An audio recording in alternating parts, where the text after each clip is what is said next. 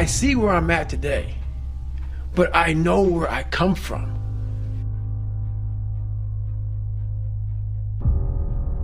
The one thing that made me who I am today is being vulnerable. It's breaking myself down to the absolute rock bottom. Life created this person, me.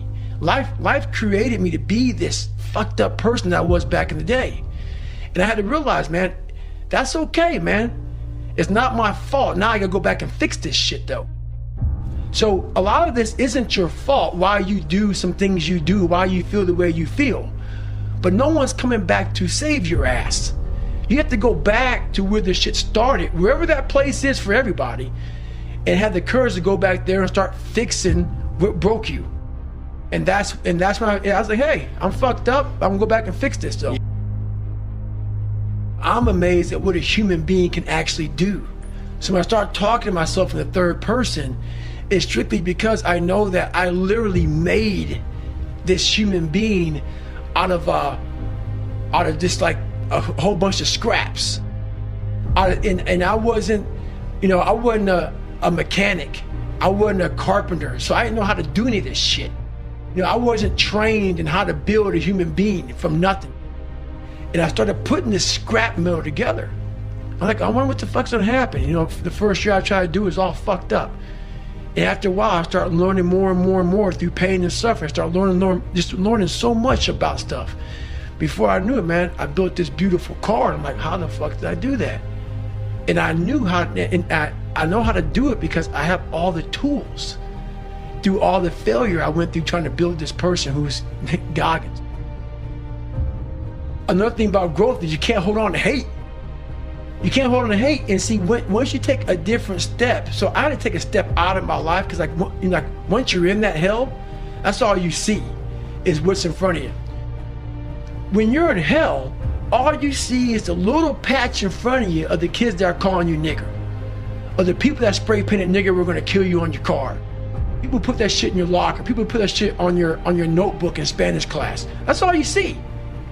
So once you take a step back and see the reality of the true ignorance that you're dealing with from a small group of people, that's when you get growth. You know what's funny about me, man? I have zero anger. I'm a passionate guy, but I get it though. The way I talk, the way I come across, I'm an aggressive guy. Anger can't sustain you for a long period of time. Because once you get in a situation, trust me, I tried it before. When you get in a real hard situation and you're miserable, that anger is gone. What comes up is real. The real feeling of who you are and where you're at. So that anger can fuel you for so long. There has to be something so deep in you that drives you. So what really does it for me is I know what we're capable of. And I know that most human beings aren't willing to go where I am. And that's a very, very dangerous thing. I'm not saying I'm better than anybody else. Everybody has this talent. It's just realizing that we stop way short of our true potential. So through my life, I realize these things. And I know what gives me fuel is I know that most people who are blessed with so much talent, great parents, great upbringing, didn't come from where I come from. They're gonna quit before me. Having all the tools that they have, they didn't have the ability to examine themselves. When you have a fucked up life, it almost forces you to do a live autopsy. It forces you to find strength from places that no one looks from. My own personal life makes me sick. That's why I'm so disciplined now. Without my self-discipline, there is no David Goggins. I cannot stop going to the gym. My mind is set up in a spot where, hey, the second I stop, it wants to stop. Because I had a quitting mind growing up. When you get beat the shit out of you all the time, your mind wants to go to that nice spot where you're comforted, where you're not trying, where shit is easy. That's where your mind, it doesn't want to think. You have all these things in the mind, and the mind can only absorb so much shit. So all the pain it has to go through, it wants to push it away and say, let's not do that. So every day I'm fighting where the mind wants to go. So it's a constant evolution, man. Trying to reinvent the wheel. I'm like, oh man, I went through Navy SEAL training being fucked up. I ran over 7,000 miles in 2007 being fucked up. I did pull-up records being fucked up. Now that the mind is so fucking strong, let the body catch the mind. So that's now where I'm at. So I'm always trying to reinvent the wheel and see what I'm capable of next. It's how you look at it. And I looked at my shit was, this is the perfect training ground to being a man. And a lot of people do not think the way I do, and that's fine. I'm not asking to be David Goggins, trust me. But the thing is, I looked at my hardships as challenges. Once I got over the pity party, because I went through that phase. I'm a normal human being. But I realized that got me exactly where I was at, even worse. As I looked at those challenges the way most people do, woe is me. Why the fuck can't I get a break? Why? I wished I was better. I wish my parents were better. I wish I had a better education. I wish this, I wish that. I started realizing, how can I fucking figure out how this shit can fucking work for me? So the one thing we don't do is when we're in that dark place is a great learning environment.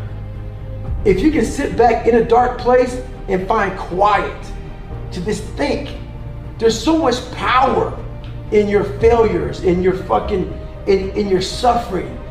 Because why? You're still alive. You're still fucking here. So you gotta look at that shit as, my God, man, this is power, man. Like, now I gotta flip this shit. How many men would be able to do what I'm about to do, what I'm about to try to do? Like, literally, what gave me strength was when I was at the worst of my worst. How many men would even fucking say they want to try to be a Navy SEAL? I'm at the worst spot of my life. Like, I can't even walk down the street, let alone run down the street. And I'm gonna now call a recruiter up and try to be a SEAL. There's a lot of power in that. But people don't see it that way. They see it, man, that's stupid. You know who you are when there's no motherfucker out there when you're running. And you're at mile 75 of a 150-mile race, ain't nobody cheering for you. You're broken, you're fucking defeated. It's you and you alone in your fucking head. And I stayed that way for the better part of 30 fucking years, trying to figure this shit out. And once you figure it out, you look at your, everybody says, hey, so you're all broken now. You know, is that how you want to be? Yep. Yep.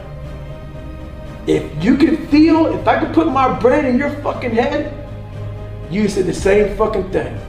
You would no longer think I was fucking crazy. You no longer think I was sadistic. You realize, motherfucker, this guy found it. He found it. We're all looking for this feeling.